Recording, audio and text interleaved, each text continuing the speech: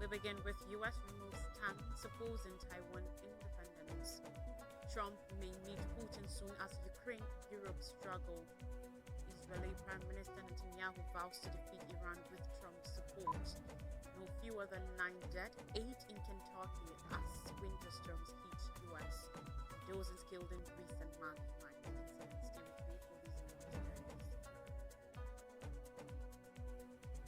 The United States Department of State has plummeted wording stating that Washington does not support independence for Taiwan. The State Department newest fact sheet on its website about Taiwan, a self-governing island, claims by China does not include the phrase "we do not support Taiwan independence," which was previously featured on the page. The fact sheet, which was updated on Thursday, also changes a passage about Taiwan's inclusion in international organizations by dropping references to where statehood is not a requirement and adds that Taiwan's disputes with China should be resolved free from coercion in a manner acceptable to the people on both sides of the strait. A sentence has also been added describing the Pentagon's cooperation with Taiwan's National Science and Technology Council. The State Department described the changes to the website as routine following queries from the media. The spokesperson was quoted as saying that the U.S. remains committed on its One China policy, which acknowledges China's position that there is only one Chinese government and preserving the peace and stability of the Taiwan Strait. The American Institute in Taiwan, Washington's de facto embassy in Taipei, was unavailable for comment on Monday because it was shut in observance of President's Day in the United States. Yang Quanshun, a co-founder of the U.S. Taiwan Watch think tank, said even as the U.S. downplayed the changes, State Department was sending a message to China about its ties with Taiwan. Yang said the latest wording was notable for calling out Beijing's coercive operations towards Taiwan, including trade sanctions or gray zones activities, while also saying the dispute should be resolved in a manner acceptable to both sides. Taiwan, whose official name is the Republic of China, is also a self-governed democracy but is formally recognized by just a handful of countries, though it maintains unofficial relations with much of the international community, including the United States. Though Taipei considers itself to be a de facto independent state, it has never officially declared independence from Beijing, which has cautioned that doing so will lead to war. Under the 1979 Taiwan Relations Act, Washington is obliged to aid Taiwan defend itself, but the law does not stipulate that it will necessarily intervene militarily in the event of a Chinese invasion or blockade. On Sunday, Taiwan's Ministry of Foreign Affairs welcomed the State Department's positive and friendly updated wording as a sign of the close and friendly Taiwan-U.S. partnership. Lin Chai-lung, Taiwanese foreign minister, also acknowledged the U.S. for its support and positive stance on U.S.-Taiwan relations and commitments to peace and stability in the Taiwan Strait, Taiwan-U.S. economic, trade and technology partnership, and Taiwan's international space. Donald Trump, United States President, has said he could meet Russian President Vladimir Putin very soon as officials from the countries are set to meet in Saudi Arabia for talks on ending the war in Ukraine. Speaking after the U.S. Secretary of State Marco Rubio earlier sought to temper expectations of a swift end to the turmoil, Trump stated confidence that Putin wants to end the war.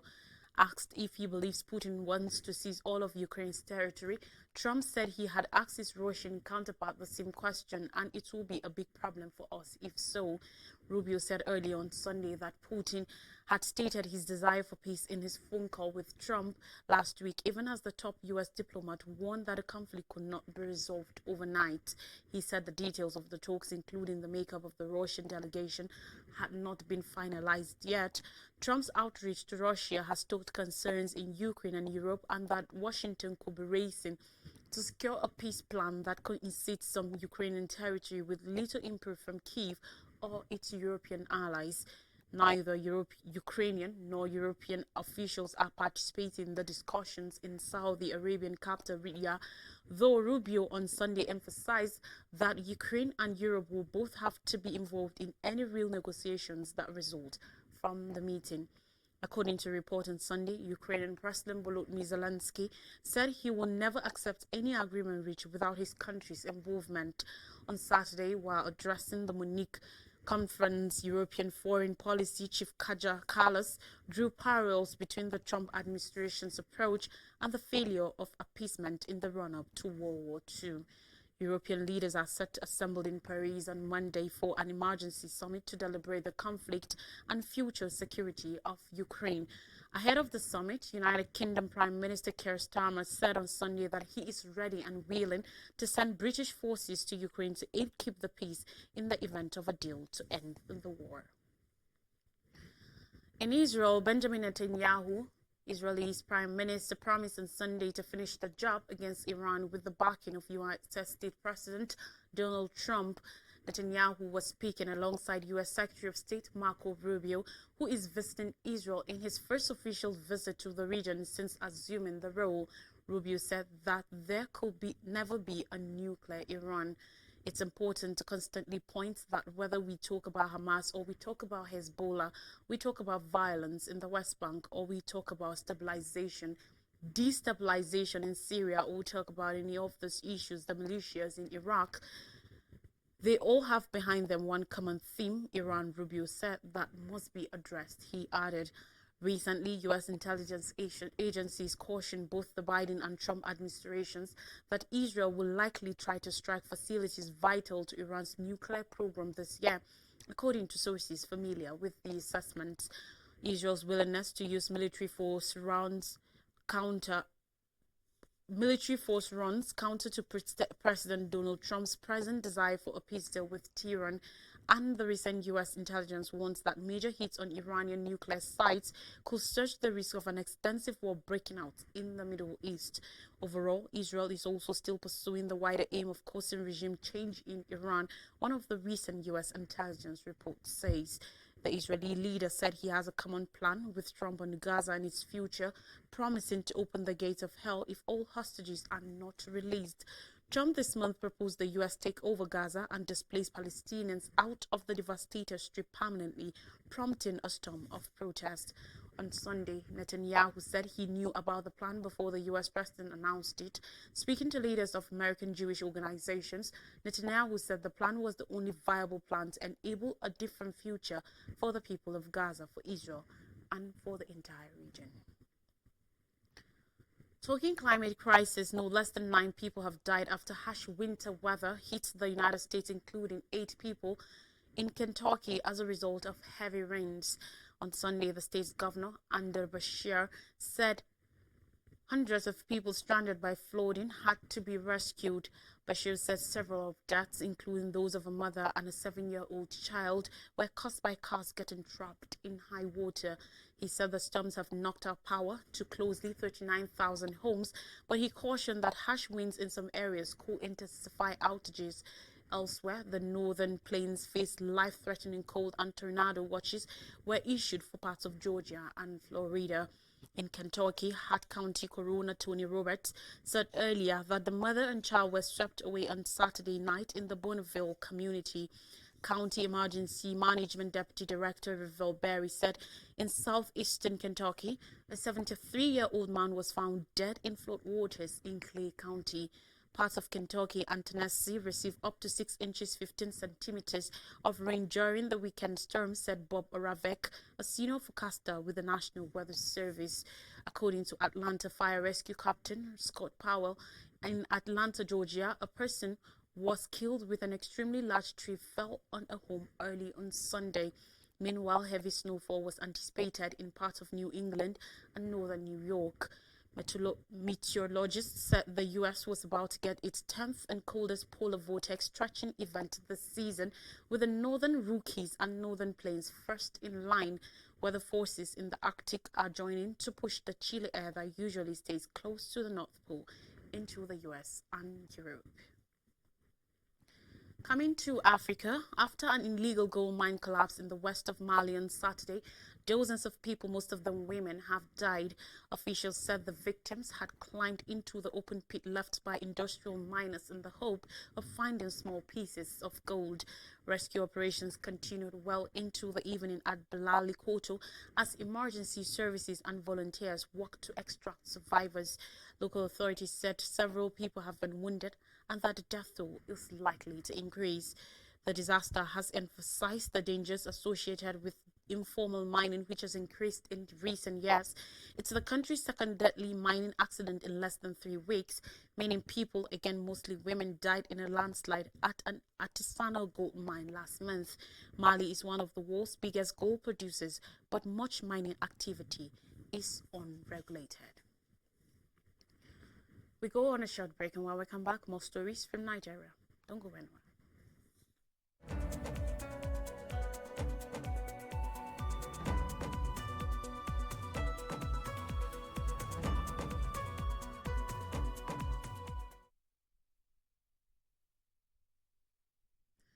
Yeah, welcome back. Thanks for staying with us. We continue all the stories now. FG Sun Security as NLC vows protest over telecoms tariff hike. On Sunday, the Nigeria Security and Civil Defense Corps cautioned the Nigeria Labour Congress (NLC) against its planned March 1st shutdown of telecommunications services in reaction to the recent 50% tariff hike. The Private Telecommunications and Communications Senior Staff Association of Nigeria and the Association of Telecommunications Companies of Nigeria equally pushed back against the NLC's planned boycott of telecom services and shutdown of telecom infrastructure, arguing that such actions are misguided and could harm the industry. Babawale Ofolabi, the spokesperson for the NSCDC, in an interview on Sunday said the agency had deployed operatives to the base stations to avert any illegal action by the protesters. The NSCDC, saddled with protecting major national infrastructure, including telecommunications, stated concerns over the potential risks the NLC action could pose to national security and public safety. The NLC declared its intention to shut down the activities of telecommunications companies across the country if the tariff increase announced by the Nigerian Communications Commission (NCC) was not reversed by the end of February. The union directed Nigerians to boycott the services of major telecom providers including MTN, Airtel, and Glo daily between 11 a.m. and 2 p.m. starting February 13th and counting through the month. The NLC, in a communique signed by Joe Ajaro, its president, and General Secretary Imao Boja, accused the telecom operators of breaching public trust by implementing the tariff hike before the conclusion of a 10-man review panel's deliberations. The union also faulted the government for failing to protect its citizens from corporate exploitation. The NLC argued that the tariff hike represented a betrayal of public trust given the earlier agreement to form a committee to review the proposed addition. However, the NSCDC urged the NLC to reconsider its planned protest, cautioning that any interruption to telecom services could expose the country to criminal activities and compromise national security. Afolabi made it clear that the agency will not let any action that could jeopardize the security of the nation. He disclosed that state commandants had been directed to maintain round-the-clock surveillance at telecom facilities with a nationwide deployment of officers, including undercover operatives, to ensure the protection of these assets, citing the significance of the telecommunications to national security. The Corps cautioned that any disruption could result in vandalism and other criminal activities. The NSCDC called for dialogue to resolve the dispute and hope that the NLC reconsider its position. Now, Nigeria opposes plan to reform AU Peace Security Unit. The Nigerian government has backed the step to reform the African Union, making the continental body more vibrant, viable, and relevant to the desires of member states in the face of rapidly changing universal political and economic realities. President Bola Tinubu, whose statement was delivered by the Minister of Foreign Affairs, Ambassador Yusuf Tugar, during the consideration and deliberation on the African Union Area Reforms Report, applauded his Rwanda and Kenyan counterparts Paul Kagame and Williams Ruto for the reform proposals. In a statement by presidential spokesperson Bayo Onanuga on Sunday, President Tinubu acknowledged the recommendations outlined in the draft decision on the AU reform and said the Nigerian government supports the proposal to form a heads of state and government oversight committee for the AU reforms under President Ruto's leadership. The Nigerian government also certified the proposal that the agenda of the AU summit features no more than 3 strategic items. In the intervention delivered by Ambassador Tugar, President Tinubu rejected the proposal to form a new department out of the existing Department of Political Affairs, Peace and Security.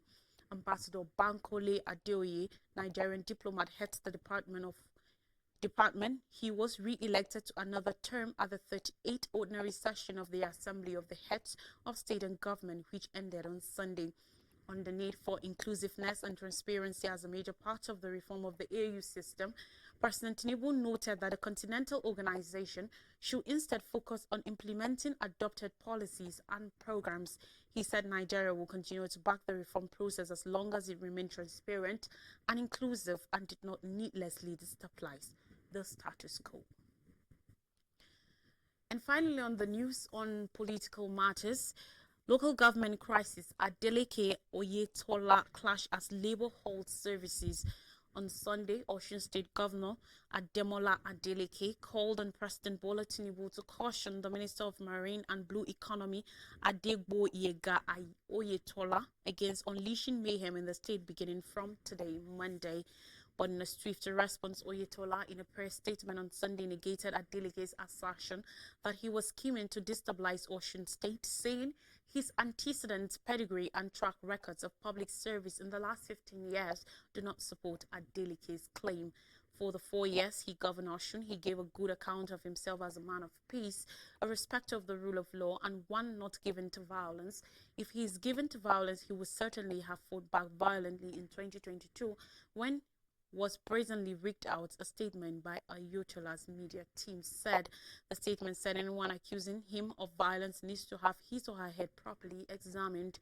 Adeleke accused Oyetola of organizing a plan to enforce the verdict of the Court of Appeal, Akure Division of February 10th, which permitted the appeal filed by the local government chairman elected on the platform of the All Progressives Congress in the October 15, 2022 election, speaking at a press conference in Oshogbo on Sunday. The elected local government officials were sacked by a decision of Justice Nathaniel Ayo Emmanuel of an Oshogbo Federal High Court in November 25, 2022. But following the Court of Appeal's decision, they have been angling to return a situation that not sit well with the Adeleke-led administration, which has fixed February 22nd to conduct a fresh local government poll. Oyetola, who is the immediate past governor of Osun, at the weekend held a meeting with APC stakeholders in Oshogbo and called on the security agencies to facilitate the return of the sacked APC local government chairman back to office.